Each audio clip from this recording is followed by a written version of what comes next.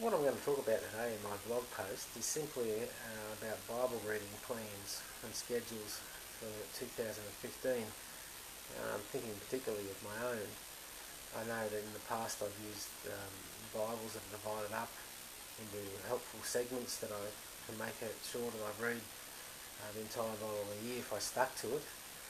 I've used Robert Murray McChane's calendar as well. I've used other plans, schedules and programs, ones that I've drawn up myself, etc. But as often is the case, I quickly blame the tool for when I fail to get through the Bible in a year, when really it's a case of my own discipline to set apart time to read, to make sure that I actually do the physical reading of the scriptures. I'm very apt to blame the tools when it's really the reader and not the tools that is the problem.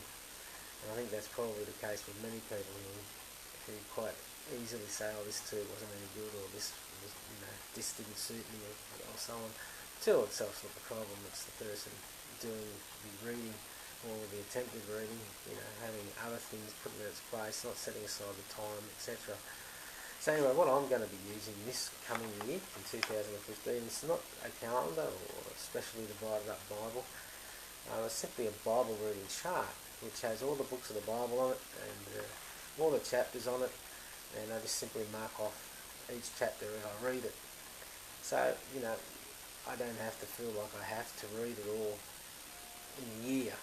I can read it in a year and a half or whatever at my own pace, which I think will be a much more effective way of reading the Bible through, and certainly be much more profitable, I think, than trying to just rush through 3 or 4 chapters of this because that's what I've got to read today, and I've got to get through it so I can move on to something else or whatever. I can read this at my own pace and read the Bible at my own pace by using this chart, just simply to mark off the chapters as I read them. And if I feel like reading an Old Testament book and then a New Testament book, I can do that and still keep track of where I'm up to in reading the Bible. So I'll put a picture of this chart on the blog post, and also a link to a blog post that I have on one of my blogs called the Particular Baptist Journal. It has not only this Bible reading chart, but the particular post that I'm thinking of has links to other sites where there are a variety of different tools that can be used, including various calendars and programs. So that's what I'm doing for reading the Bible in the coming year. I'm going to be reading the Bible chapter by chapter at my own pace, and just simply marking it off on this Bible reading chart. So that's something which may be helpful to others as well.